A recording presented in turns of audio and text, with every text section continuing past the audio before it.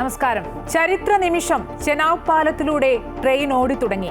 ഇന്ന് ഇതുവരെയുള്ള എല്ലാ വാർത്തകളും സമഗ്രമായി നോക്കാം ഉച്ചവാർത്തയിൽ. ആദ്യം പ്രധാന തലക്കെട്ടുകൾ.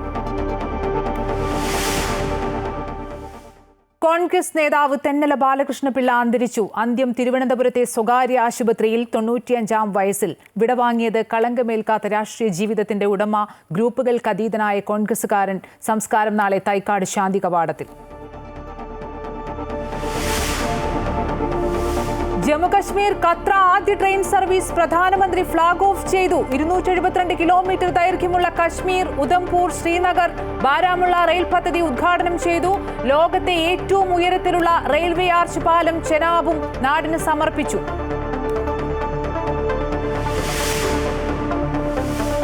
ഭാരതാംബ വിവാദത്തിൽ സർക്കാർ ഗവർണർ പോര് മുറുകുന്നു. നിലപാടിൽ ഉറച്ച് ഗവർണർ. കേരളത്തെ ഗവർണർ വെല്ലുവിളിക്കുകയാണെന്ന് മന്ത്രി വി ശിവൻകുട്ടി. ബക്രീദ് അവധി വിവാദത്തിൽ സർക്കാർ ആശയക്കുഴപ്പമുണ്ടാക്കിയെന്ന ആരോപണം ശക്തം. അവധി നൽകുന്നതിൽ സർക്കാർ വിമുഖത കാട്ടിയിട്ടില്ലെന്ന് മന്ത്രി വി ശിവൻകുട്ടി. പലിശ നിരക്ക് കുറച്ച് റിസർവ് ബാങ്ക്. പലിശ നിരക്കും റിപ്പോ നിരക്കും 0.5% വീതം കുറച്ചു. ഭവന, വാഹന, വ്യക്തിഗത വായ്പകളിൽ അടക്കം പലിശ നിരക്ക് കുറയും. സാധാരണക്കാർക്ക് ആശ്വാസം. അമേരിക്കൻ പ്രസിഡന്റ് ഡൊണാൾഡ് ട്രംപും ടെസ്ല സിഇഒ ഇലോൺ മസ്കും തമ്മിലുള്ള വാക്പോര് രൂക്ഷം. മസ്കിന്റെ കമ്പനികൾക്കുള്ള സർക്കാർ സഹായം നിർത്തലാക്കണമെന്ന് ട്രംപ്. പിന്നാലെ ടെസ്ല ഓഹരികളിൽ ഇടിവ്. ട്രംപിനെതിരെ ഗുരുതര ആരോപണവുമായി മസ്ക്. ജെഫ്രി എപ്സ്റ്റീന്റെ ലൈംഗിക ആരോപണ ഡയറിയിൽ ട്രംപിന്റെ പേരുണ്ടെന്ന് മസ്ക്.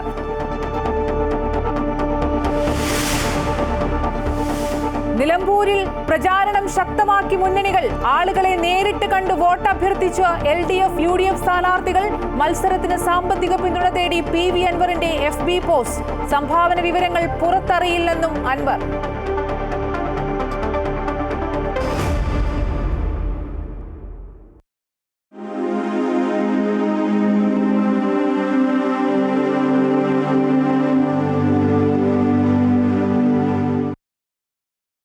മുതിർന്ന കോൺഗ്രസ് നേതാവ് തെന്നല ബാലകൃഷ്ണപിള്ള അന്തരിച്ചു. തിരുവനന്തപുരത്തെ സ്വകാര്യ ആശുപത്രിയിലായിരുന്നു അന്ത്യം. വാർദ്ധക്യ സഹജമായ അസുഖങ്ങളെ തുടർന്ന് ചികിത്സയിലായിരുന്നു. ഭൗതികദേഹം തിരുവനന്തപുരത്തെ നെട്ടയം മുക്കോലയിലെ വസതിയിലേക്ക് കൊണ്ടുപോകും. സംസ്കാരം നാളെ ഉച്ചയ്ക്ക് തൈക്കാട് ശാന്തി കവാടത്തിൽ നടത്തും. വിവരങ്ങളുമായി അൺഫിലിറ്റ് ഡിസൂസ ചേരുന്നു. അൺഫിലിറ്റ്, ഒരു കാലഘട്ടത്തിന്റെ കോൺഗ്രസിലെ സൗമ്യമായ മുഖം, നേരത്തെ സൂചിപ്പിച്ച പോലെ തന്നെ കളങ്കരഹിതമായ രാഷ്ട്രീയ ജീവിതം, ഗ്രൂപ്പുകൾക്കതീതനായ നേതാവൊക്കെയാണ് വിട പറയുന്നത്. അദ്ദേഹത്തിന്റെ സംസ്കാര ചടങ്ങുകളും അതുപോലെ തന്നെ പൊതുദർശനം സംബന്ധിച്ചുള്ള വിവരങ്ങളൊക്കെ എങ്ങനെയാണ്? അമ്പിളി, തെന്നല ബാലകൃഷ്ണപിള്ള മുതിർന്ന കോൺഗ്രസ് നേതാവ്. ഏറെക്കാലമായി അദ്ദേഹം അസുഖബാധിതനായിരുന്നു. സജീവ രാഷ്ട്രീയത്തിൽ നിന്നൊക്കെ അദ്ദേഹം വിടവാങ്ങി തന്നെ നിൽക്കുകയായിരുന്നു. 95 വയസ്സിലാണ് അദ്ദേഹം ഇപ്പോൾ അന്ത്യം സംഭവിച്ചിരിക്കുന്നത്. രോഗം മൂർച്ഛിച്ചതിനെ തുടർന്ന് അദ്ദേഹത്തെ തിരുവനന്തപുരത്തെ സ്വകാര്യ ആശുപത്രിയിൽ പ്രവേശിപ്പിച്ചിരിക്കുകയായിരുന്നു. 11 മണിയോടുകൂടിയാണ് ഡോക്ടർമാർ അദ്ദേഹത്തിന്റെ അന്ത്യം സ്ഥിരീകരിച്ചത്. നേതാക്കളൊക്കെ തന്നെ തിരുവനന്തപുരത്തെ സ്വകാര്യ ആശുപത്രിയിൽ അപ്പോൾ തന്നെ ഓടിയെത്തിയിരുന്നു.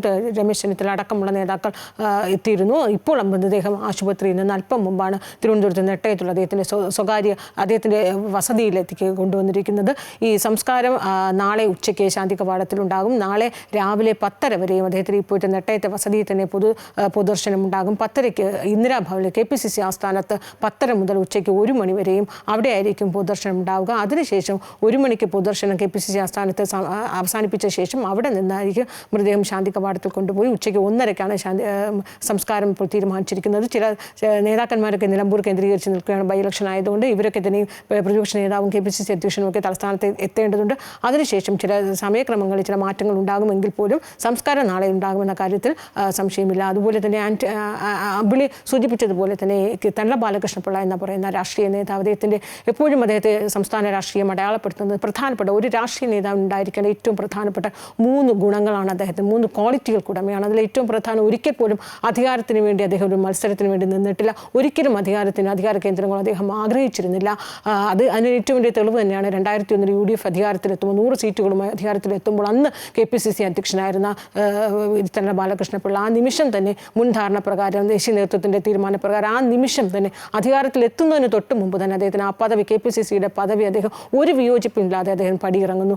ഒപ്പം തന്നെയും അദ്ദേഹത്തിന് കോൺഗ്രസിൽ AK ആന്റണി, K കരുണാകരൻ കാലത്തുണ്ടായിരുന്ന കലഹങ്ങളൊക്കെ കൊടുമ്പിരി കൊണ്ടിരുന്ന കാലത്ത് ആ പ്രശ്നങ്ങളൊക്കെ പരിഹരിക്കാനുള്ള കോൺഗ്രസിൻ്റെ ഒരു ഒറ്റമൂല്യം, ഒരു പരിഹാര ഫോർമുലയായിരുന്നു തെന്നല ബാലകൃഷ്ണ. അതോടൊപ്പം തന്നെ അദ്ദേഹം അദ്ദേഹത്തിൻ്റെ മറ്റൊരു ഗുണമെന്ന് പറയുന്നത് ഒരു സമ്പന്ന കുടുംബത്തിൽ ജനിച്ചിട്ടും തെന്നല ബാലകൃഷ്ണൻ എല്ലാ സമ്പാദ്യങ്ങളും പാർട്ടിക്ക് വേണ്ടി വർഷങ്ങളോളം പാർട്ടിക്ക് പതിറ്റാണ്ടുകളുള്ള തൻ്റെ രാഷ്ട്രീയ ജീവിതത്തിൽ അദ്ദേഹത്തിൻ്റെ സമ്പാദ്യം മുഴുവനും പാർട്ടിക്ക് വേണ്ടി അദ്ദേഹം ചെലവഴിച്ചു എന്നുള്ളതാണ് എടുത്തു പറയേണ്ടത്. ഇതൊക്കെ തന്നെ വരും തലമുറയ്ക്ക് മാതൃകയാക്കാവുന്ന ക്വാളിറ്റികൾ തന്നെയാണ്. അദ്ദേഹത്തെ അനുസ്മരിക്കുമ്പോൾ മുഖ്യമന്ത്രി പറഞ്ഞ വാക്കുകൾ പോലെ എടുത്തു പറയേണ്ടതാണ്.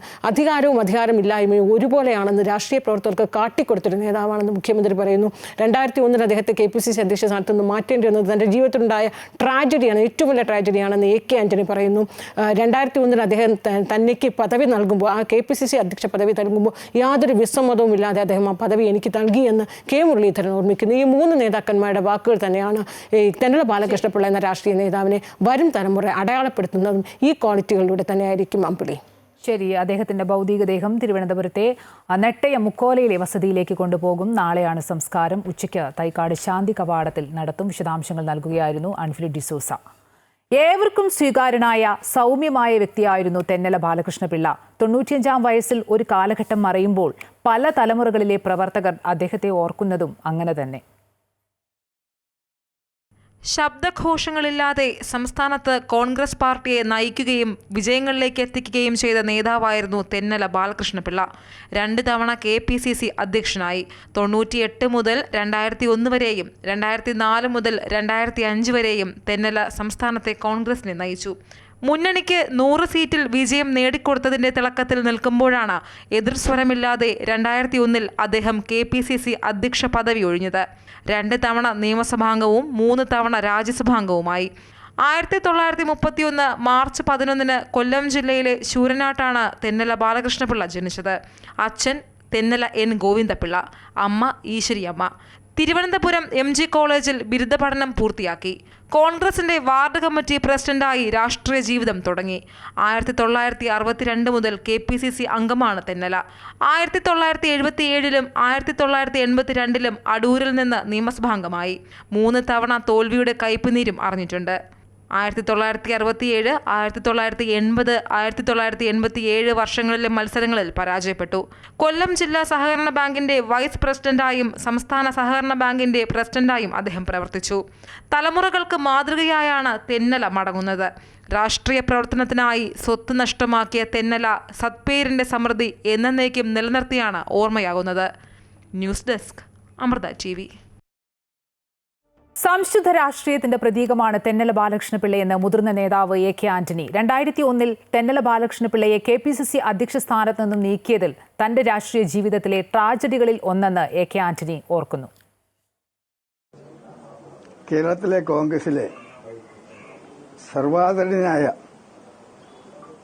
നേതാവ് ശ്രീ തെന്നല ബാലകൃഷ്ണപിള്ളയായിരുന്നു. അദ്ദേഹത്തിന് കോൺഗ്രസിൽ എതിരാളികളില്ല. എല്ലാവരും അദ്ദേഹത്തിൻ്റെ മിത്രങ്ങളും സുഹൃത്തുക്കളും ശിഷ്യന്മാരും അനുയായികളുമായിരുന്നു. സർവാദരണീയനും മാന്യനുമായ രാഷ്ട്രീയ നേതാവിനെയാണ് തെന്നല ബാലകൃഷ്ണപിള്ളയുടെ വിയോഗത്തിലൂടെ നഷ്ടമായതെന്ന് മുഖ്യമന്ത്രി പിണറായി വിജയൻ അനുസ്മരിച്ചു. അധികാരവും അധികാരമില്ലായ്മയും ഒരുപോലെയെന്ന് കണ്ട രാഷ്ട്രീയ ജീവിതത്തിനുടമയാണ് തെന്നല ബാലകൃഷ്ണപിള്ള. സ്വന്തം പാർട്ടിയിലെ തർക്കങ്ങളിൽ എല്ലാ പക്ഷത്തിനും സ്വീകാര്യമായിരുന്ന നേതാവ് എന്നതാണ് തെന്നലയ്ക്ക് നൽകപ്പെട്ടിരുന്ന വിശേഷണം.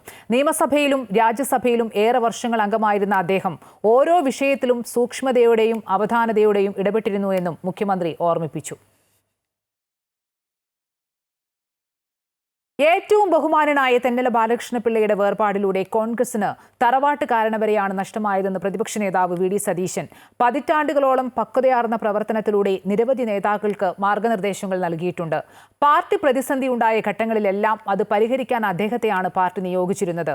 ഏത് പ്രതിസന്ധിയെയും പരിഹരിക്കാൻ കഴിയുന്ന പക്വവും സ്നേഹപൂർണവുമായ സമീപനം അദ്ദേഹത്തിനുണ്ടായിരുന്നുവെന്നും VD സതീശൻ അനുസ്മരിച്ചു. ഏറ്റവും ബഹുമാന്യനായ തെന്നല ബാലകൃഷ്ണപിള്ള സാറിൻ്റെ വേർപാടിലൂടെ കേരളത്തിലെ കോൺഗ്രസിന് അതിൻ്റെ തറവാട്ട് കാരണവരെയാണ് നഷ്ടപ്പെട്ടിരിക്കുന്നത്. എത്രയോ പതിറ്റാണ്ട് കാലം പക്വതയാർന്ന പ്രവർത്തനങ്ങളിലൂടെ ഒരുപാട് നേതാക്കൾക്ക് മാർഗനിർദ്ദേശം നൽകിയ നേതാവായിരുന്നു ബാലകൃഷ്ണ സാർ.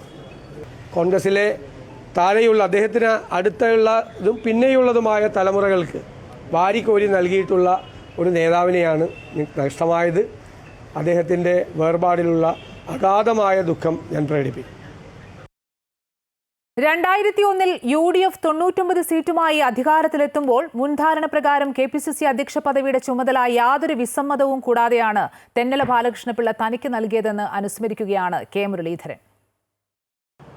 തെന്നല സാറിനെ കുറിച്ച് ഓർക്കുമ്പോൾ 3 സന്ദർഭങ്ങളാണ് ഞാൻ ഓർക്കുന്നത്. ഒന്ന്, 2001 നിയമസഭാ തെരഞ്ഞെടുപ്പിൽ UDF 99 സീറ്റിൽ വിജയിച്ചപ്പോൾ നേരത്തെ ഉണ്ടാക്കിയ എഗ്രിമെൻ്റ് അനുസരിച്ച് അദ്ദേഹത്തിനോട് പ്രസിഡന്റ് സ്ഥാനം ഒഴിയണം എന്ന് പാർട്ടിയുടെ ദേശീയ നേതൃത്വം ആവശ്യപ്പെട്ടപ്പോൾ ഒരു വിസമ്മതവും കൂടാതെ അദ്ദേഹം അന്ന് പ്രസിഡൻഷിപ്പ് എന്നെ ഏൽപ്പിച്ച സന്ദർഭം ഞാൻ ഓർക്കുക.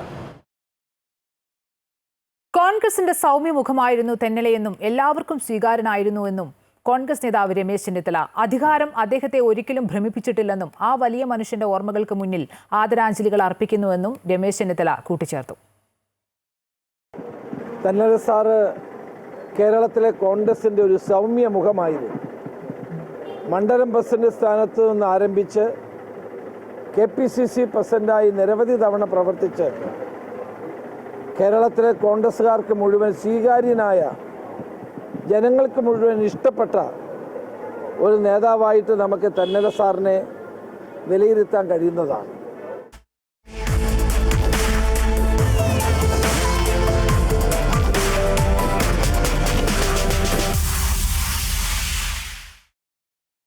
നിലമ്പൂർ ഉപതെരഞ്ഞെടുപ്പിൽ പോരാട്ടം മുറുകുന്നു. പെൻഷനുമായി ബന്ധപ്പെട്ട് KC വേണുഗോപാൽ നടത്തിയ പരാമർശം ആയുധമാക്കുകയാണ് LDF. അതേസമയം സംസ്ഥാന സർക്കാരിനും മുഖ്യമന്ത്രിക്കുമെതിരായ ജനവികാരം വോട്ടാക്കി മാറ്റാൻ കഴിയുമെന്നാണ് UDF പ്രതീക്ഷ. പ്രമുഖ വ്യക്തികളെ കണ്ടാണ് UDF സ്ഥാനാർത്ഥി ആര്യാടൻ ഷൗക്കത്ത് വോട്ട് അഭ്യർത്ഥിക്കുന്നത്. ചുങ്കത്ര, എടക്കര പഞ്ചായത്തുകളിൽ LDF NDA സ്ഥാനാർത്ഥികളുടെ പര്യടനവും തുടരുന്നു. മത്സരത്തിന് സാമ്പത്തിക പിന്തുണ തേടി PV അൻവറിന്റെ FB പോസ്റ്റ്. വിവരങ്ങളുമായി മലപ്പുറത്ത് നിന്നും TK അരവിന്ദൻ ചേരുന്നു. അരവിന്ദൻ, പ്രചാരണം കൊഴുക്കുകയാണ്. മുഖ്യമന്ത്രിയുടെ മലപ്പുറം പരാമർശം UDF-ഉം അതുപോലെ തന്നെ KCയുടെ പെൻഷൻ പരാമർശം LDF-ഉം ആയുധമാക്കുകയാണ്. ഏറ്റവും പ്രധാനപ്പെട്ട കാര്യം ക്രൗഡ് ഫണ്ടിംഗ് ആവശ്യപ്പെട്ടിരിക്കുകയാണ് PV അൻവർ FB പോസ്റ്റിലൂടെ. ഏതെല്ലാം രീതിയിലാണ് നിലമ്പൂർ രാഷ്ട്രീയം കൊഴുക്കുന്നത്? അമ്പടി, തീർച്ചയായും രാഷ്ട്രീയ ആരോപണ പ്രത്യാരോപണങ്ങളുമായാണ് നിലമ്പൂരിൽ രാഷ്ട്രീയം കൊഴുക്കുന്നത്. തെരഞ്ഞെടുപ്പ് അടുക്കുംതോറും ഇത് കൂടി വരുന്നു. എന്തായാലും മുഖ്യമന്ത്രിയുടെ മലപ്പുറം പരാമർശത്തിനെതിരെ അത് ചൂടുപിടിച്ചാണ്, അതിനെതിരെ പ്രചരണം നടത്തിയാണ് UDF പ്രചരണ രംഗത്ത് സജീവമാകുന്നത്. മുഖ്യമന്ത്രിയും അതുപോലെ തന്നെ വിജയരാഘവനും അടക്കമുള്ള നേതാക്കൾ മലപ്പുറത്തെക്കുറിച്ച് നേരത്തെ പരാമർശിച്ച കാര്യങ്ങളാണ് ഇപ്പോൾ UDF പ്രചരണ രംഗത്ത് ഉയർത്തുന്നത്. ഇതിനു ബദലായി KC വേണുഗോപാൽ പെൻഷനുമായി ബന്ധപ്പെട്ട് നടത്തിയ പരാമർശങ്ങൾ LDF-ഉം പ്രചരണായുധമാക്കുന്നു. ഇത്തരത്തിൽ അങ്ങോട്ടും ഇങ്ങോട്ടും കൊണ്ടും കൊടുത്തുമുള്ള പ്രചരണമാണ് മുന്നോട്ട് പോകുന്നത്. ഇന്ന് രാവിലെ മുതൽ സ്ഥാനാർത്ഥികൾ മണ്ഡലത്തിൽ സജീവമാണ്. M സ്വരാജ് എടക്കര പഞ്ചായത്തിലും അതുപോലെ തന്നെ ചുങ്കത്തറയിൽ NDA സ്ഥാനാർത്ഥിയും തെരഞ്ഞെടുപ്പ് പ്രചരണത്തിൽ ഇറങ്ങിക്കഴിഞ്ഞു. ആര്യാടൻ ഷൗക്കത്ത് പ്രധാനപ്പെട്ട നേതാക്കളെ കാണുന്ന തിരക്കിലായിരുന്നു. നേതാക്കന്മാരും പൗരപ്രമുഖരെയും എല്ലാം കാണുന്ന തിരക്കിലാണ്. അതേസമയം PV അൻവർ ഇന്ന് രംഗത്ത് വന്നു. അദ്ദേഹം ആവശ്യപ്പെടുന്നത് തൻ്റെ സാമ്പത്തിക സ്ഥിതിയെക്കുറിച്ചാണ്. നേരത്തെ തന്നെ അദ്ദേഹം പറഞ്ഞിരുന്നു സാമ്പത്തിക തെരഞ്ഞെടുപ്പ് പ്രവർത്തനത്തിന് എനിക്ക് പണമില്ല എന്നുള്ളത്. ഇക്കാര്യം ചൂണ്ടിക്കാട്ടിയാണ് അദ്ദേഹത്തിൻ്റെ ഫേസ്ബുക്ക് പോസ്റ്റ് ഇപ്പോൾ വന്നിട്ടുള്ളത്. ജനങ്ങളോട്, വോട്ടർമാരോട് അഭ്യർത്ഥിക്കുന്നു വലിയ തോതിലുള്ള ക്രൗഡ് ഫണ്ടിങ് തൻ്റെ തെരഞ്ഞെടുപ്പ് പ്രവർത്തനത്തിനായി ആവശ്യമുണ്ട്. ഇതിനായി വോട്ടത്തിന് സഹായിക്കണം എന്നുള്ളതാണ് PV അൻവർ പറയുന്നത്. അമ്പടി, ശരി. നിലമ്പൂർ ഉപതെരഞ്ഞെടുപ്പിൽ പ്രചാരണം ശക്തമാക്കുകയാണ് മുന്നണികൾ. മലപ്പുറത്ത് നിന്ന് നിലമ്പൂരിൽ നിന്ന് വിശദാംശങ്ങൾ നൽകുകയായിരുന്നു TK അരവിന്ദൻ. സ്വതന്ത്രനായാണ് മത്സരിക്കുന്നതെങ്കിലും വലിയ ആവേശത്തിൽ തന്നെയാണ് PV അൻവർ ഉള്ളത്. എന്നാൽ ഇത്തവണ കാടടച്ചുള്ള പ്രചരണമല്ല അൻവർ മുന്നോട്ട് വെക്കുന്നത്. വലിയ പ്രചരണത്തിന്റെ ആവശ്യമില്ലെന്നും 75,000-ലധികം വോട്ടുകൾക്ക് ജയിക്കുമെന്നുമാണ് അൻവർ പറയുന്നത്. അതിനിടെ JDS-ന്റെ ദേശീയ കൗൺസിൽ അംഗം ഉൾപ്പെടെ ഏതാനും പ്രവർത്തകർ തൃണമൂലിൽ ചേർന്നു.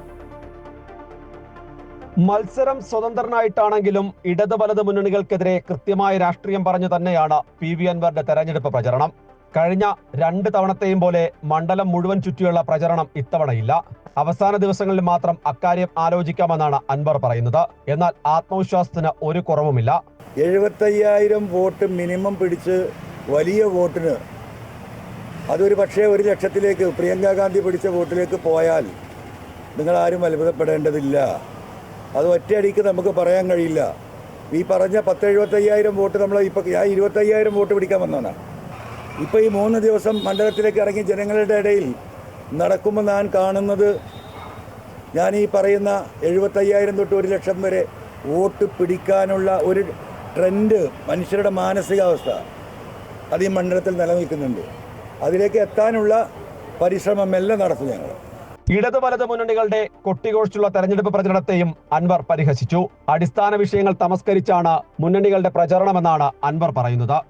അപ്പോൾ ഒരാൾ പ്രണയത്തെക്കുറിച്ച് സംസാരിക്കുമ്പോൾ ഒരാൾ ഫാഷൻ ഷോ നടത്തുകയാണ്. അതിൻ്റെ ഇടയിൽ ഈ പാവപ്പെട്ട നെഞ്ചത്തെ എല്ലുന്തിയ പാവപ്പെട്ട തൊഴിലാളികളോടൊപ്പം ഞാനിങ്ങനെ പോവുകയാണ്. അപ്പോൾ അതിലിങ്ങനെ എന്താ വലിയ ഈ പറയുന്ന കൊട്ടിഘോഷിക്കപ്പെടൽ കാണില്ല എന്ന് ചോദിക്കുന്നതിൻ്റെ യാഥാർത്ഥ്യം അതാണ്.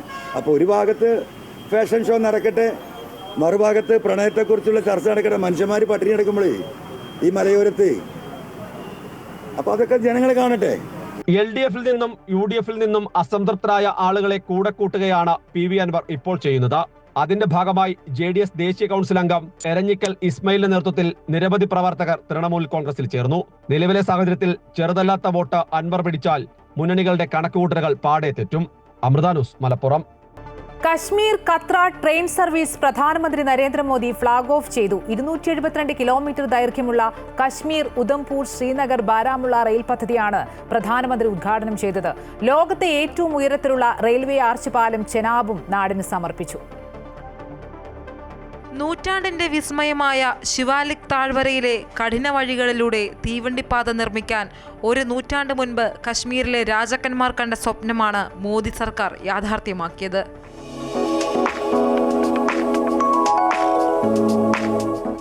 ലോകത്തെ ഏറ്റവും ഉയരത്തിലുള്ള റെയിൽവേ ആർച്ച് പാലം എന്ന വിശേഷണമുള്ള ചെനാബ് പാലം പ്രധാനമന്ത്രി ത്രിവർണ പതാകയേന്തി നടന്ന് സന്ദർശിച്ചു. ജമ്മു കശ്മീരിലെ ഉധംപൂർ ശ്രീനഗർ ബാരാമുള്ള റെയിൽവേ ലിങ്ക് പദ്ധതിയുടെ ഭാഗമാണ് ചെനാബ് പാലം. വൈഷ്ണോദേവി ക്ഷേത്രം ഉൾപ്പെടുന്ന കത്ര പ്രദേശത്തേക്ക് ദിവസവും ഒട്ടേറെ ഭക്തരാണ് എത്തുന്നത്. ഇതുവരെ കാൽനടയായോ ബോട്ട് മാർഗമോ എത്തിയിരുന്നിടത്താണ് ഇനി ട്രെയിൻ എത്തുക. 272 കിലോമീറ്റർ ദൈർഘ്യത്തിൽ 38 തുരങ്കങ്ങളും 927 പാലങ്ങളുമുള്ള കശ്മീർ റെയിൽവേ പദ്ധതിയുടെ ഭാഗമാണ് ഈ പാത. ആധുനിക കാലത്തെ നിർമ്മാണ അത്ഭുതങ്ങളിലൊന്നായാണ് വിശേഷിപ്പിക്കുന്നത്. ഇന്ത്യയുടെ മറ്റ് ഭാഗങ്ങളുമായി കശ്മീർ താഴ്വരയെ ആദ്യമായി ബന്ധിപ്പിക്കുന്ന പാലം എന്ന സവിശേഷതയും ചെനാബ് പാലത്തിനുണ്ട്. News desk, Amrita TV. Bakrid അവധി വിവാദത്തിൽ സർക്കാർ ആശയക്കുഴപ്പമുണ്ടാക്കിയെന്ന ആരോപണം ശക്തം. പെരുന്നാൾ ശനിയാഴ്ചയാണെന്ന് ഒരാഴ്ച മുമ്പ് തന്നെ മതപണ്ഡിതർ അറിയിച്ചിട്ടും അവധി തീരുമാനമെടുക്കാൻ സർക്കാർ തികഞ്ഞ അലംഭാവം കാട്ടിയെന്നാണ് പ്രതിപക്ഷവും വിവിധ സംഘടനകളും വിമർശിക്കുന്നത്. അതേസമയം അവധി നൽകുന്നതിൽ സർക്കാർ വിമുഖത കാട്ടിയിട്ടില്ലെന്ന് വിദ്യാഭ്യാസ മന്ത്രി വി ശിവൻകുട്ടി അടക്കം പ്രതിരോധിക്കുകയാണ്. മുസ്ലിം മതവിഭാഗത്തിന്റെ ഏറ്റവും പ്രധാനപ്പെട്ട ആഘോഷങ്ങളിലൊന്നായ ബക്രീദിന് അവധി നൽകുന്നതിൽ സർക്കാർ എന്തിനാണ് ഇത്രയും ആശയക്കുഴപ്പമുണ്ടാക്കിയതെന്ന ചോദ്യം കഴിഞ്ഞ ദിവസം മുതൽ ശക്തമാണ്. കലണ്ടറിൽ വെള്ളിയാഴ്ചയാണ് അവധി തീരുമാനിച്ചിരുന്നതെങ്കിലും മാസപ്പിറവിയുമായി ബന്ധപ്പെട്ട പെരുന്നാൾ ശനിയാഴ്ചയാണെന്ന് മതപണ്ഡിതർ 8 ദിവസം മുൻപ് തന്നെ അറിയിച്ചിരുന്നതാണ്. ഇതോടെ വെള്ളിയും ശനിയും അവധി വേണമെന്ന ആവശ്യം പല കോണുകളിൽ നിന്നും ഉയർന്നിരുന്നു. എന്നാൽ കൃത്യമായി തീരുമാനമെടുക്കാൻ സർക്കാർ ഏറെ വൈകി. ഡൽഹിയിൽ നിന്നും ബുധനാഴ്ച രാത്രിയോടെ മടങ്ങിയെത്തിയ മുഖ്യമന്ത്രി വ്യാഴാഴ്ചയാണ് പൊതുഭരണ വകുപ്പിൽ നിന്ന് കിട്ടിയ ഫയലിൽ തീരുമാനമെടുത്തത്. ആദ്യം ശനിയാഴ്ച മാത്രമായി അവധി പ്രഖ്യാപിച്ചു. പിന്നീട് അധ്യാപക സംഘടനകളിൽ നിന്നടക്കം പ്രതിഷേധം ശക്തമായപ്പോൾ വിദ്യാഭ്യാസ സ്ഥാപനങ്ങൾക്ക് മാത്രമായി വെള്ളിയാഴ്ച അവധി തീരുമാനിച്ചു. എന്നാൽ ഇക്കാര്യം രാത്രിയോടെ വിദ്യാഭ്യാസ മന്ത്രിയും ഉന്നത വിദ്യാഭ്യാസ മന്ത്രിയും ഫേസ്ബുക്കിലൂടെയാണ് അറിയിച്ചത്. അപ്പോഴേക്കും നാട്ടിലേക്ക് അവധിക്ക് വരാൻ ആഗ്രഹിച്ചിരുന്ന പല കുടുംബങ്ങൾക്കും മുൻകൂട്ടി തീരുമാനമെടുക്കാൻ കഴിയാതെ പോയി. ഇതോടെ സർക്കാർ കാട്ടിയത് തികഞ്ഞ അലംഭാവം എന്ന വിമർശനം ശക്തമാവുകയാണ്. എന്നാൽ പ്രതിരോധവുമായി വിദ്യാഭ്യാസ മന്ത്രി വി ശിവൻകുട്ടി അടക്കം രംഗത്തുണ്ട്. മറ്റാരെക്കാളും ഗവൺമെന്റിന് താല്പര്യമുള്ള വിഷയം തന്നെയാണ് ഈ ദിനം ന്യൂനപക്ഷ വിഭാഗത്തിൽപ്പെട്ടവർ ആഘോഷിക്കുന്നതിന് വേണ്ടി അവധി കൊടുക്കുക എന്നുള്ളത്. നമ്മൾ അവധി കൊടുക്കുകയും ചെയ്തിട്ടുണ്ട്. ഇനി വീണ്ടും അവധി കൊടുത്തതിന് ശേഷം വീണ്ടും അതിൻ്റെ പുറത്ത് കയറുന്ന നിർത്താടേണ്ട ഒരു കാര്യമില്ല. അതേസമയം നിലമ്പൂർ പ്രചാരണത്തിലും അവധി വിവാദം ചൂടേറിയ ചർച്ചാ വിഷയമായി മാറുകയാണ്. അമൃത ന്യൂസ്, തിരുവനന്തപുരം. ഭാരതാംബ വിവാദത്തിൽ ഗവർണറും സർക്കാരും തമ്മിലെ പോരുമുറുകുന്നു. നിലപാടിൽ ഉറച്ചു നിൽക്കുകയാണ് ഗവർണർ. അതേസമയം ഗവർണറെ വിമർശിച്ച് മന്ത്രിമാർ ഇന്നും രംഗത്ത് വന്നു. ഗവർണർ കേരളത്തെ വെല്ലുവിളിക്കുകയാണെന്നും തെറ്റ് തിരുത്തണമെന്നും മന്ത്രി വി ശിവൻകുട്ടി ആവശ്യപ്പെട്ടു. അതേസമയം വിവാദത്തിൽ മുഖ്യമന്ത്രി ഇതുവരെ പ്രതികരിച്ചിട്ടില്ല. ഒരിടവേളയ്ക്ക് ശേഷം ഊഷ്മളമായി പോവുകയായിരുന്ന സർക്കാർ രാജ്ഭവൻ ബന്ധത്തിൽ എസ് ഗുരുമൂർത്തിയുടെ പ്രഭാഷണത്തോടു കൂടിയാണ് ചെറിയ വിള്ളലുകൾ വന്നു തുടങ്ങിയത്.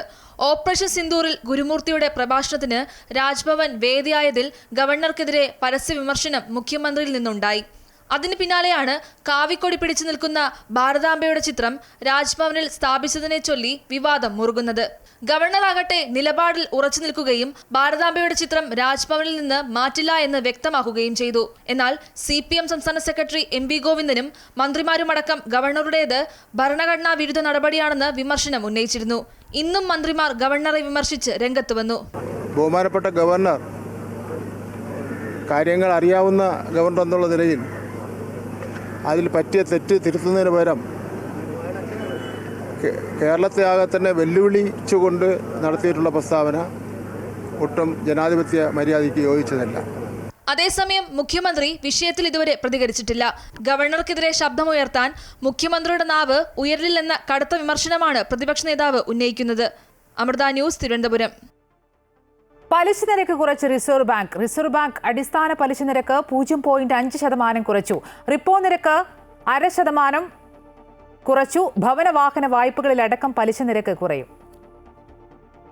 വീണ്ടും നിരക്ക് കുറച്ച് സാമ്പത്തിക വർഷത്തെ രണ്ടാമത്തെ പണനയം RBI പ്രഖ്യാപിച്ചു. അടിസ്ഥാന പലിശ നിരക്കായ റിപ്പോയിൽ 0.5% ഇളവാണ് പ്രഖ്യാപിച്ചത്. ഇതോടെ റിപ്പോ നിരക്ക് 5.50% പണപ്പെരുപ്പം കുറയുന്നതോടൊപ്പം വളർച്ചയ്ക്ക് മുൻഗണന നൽകേണ്ട സാഹചര്യവും കണക്കിലെടുത്താണ് തുടർച്ചയായി 3ാം തവണയും നിരക്ക് കുറയ്ക്കാൻ റിസർവ് ബാങ്ക് തയ്യാറായത്. വിപണിയിൽ പണലഭ്യത ഉറപ്പാക്കുന്നതിന് കരുതൽ ധനാനുപാതം 1% കുറച്ചു. നിലവിലെ 4% നിന്ന് 3% താഴ്ത്തിയത്. 4 ഘട്ടമായാണ് ഇത് നടപ്പാക്കുകയെന്നും RBI ഗവർണർ സഞ്ജയ് മൽഹോത്ര പറഞ്ഞു. Temporary tariff relief and the optimism around trade negotiations. However, it is still high to weaken sentiments and lower global growth prospects. Accordingly, global growth as well as trade projections have been revised downwards by multilateral agencies.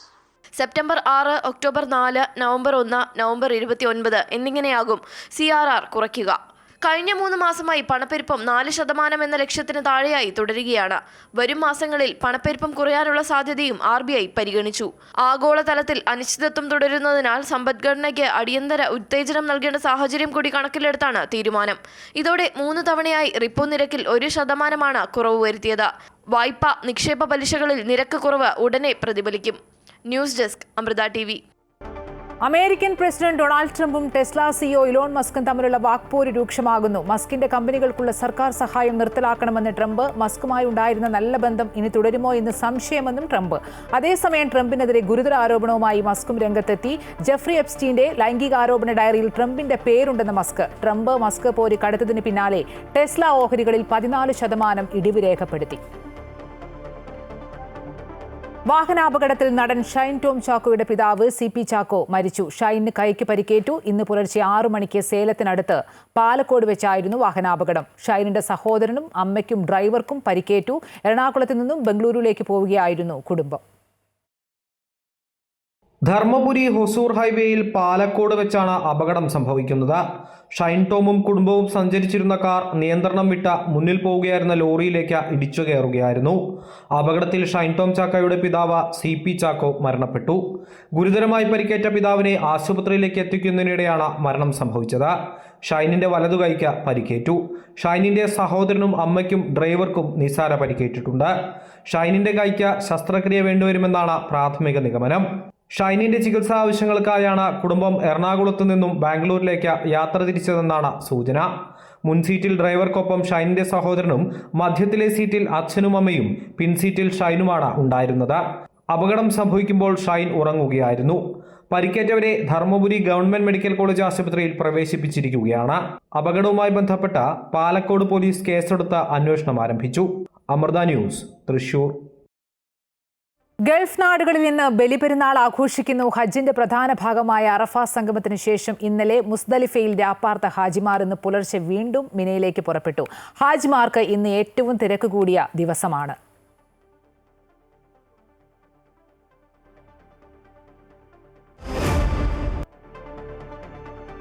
UEFA Nations ലീഗിൽ Spain ഫൈനലിൽ. Semi ഫൈനലിൽ ഫ്രാൻസിനെ 4-5 ഗോളുകൾ തകർത്താണ് Spain ഫൈനലിൽ കടന്നത്. ഫൈനലിൽ പോർച്ചുഗലാണ് സ്പെയിനിന്റെ എതിരാളികൾ.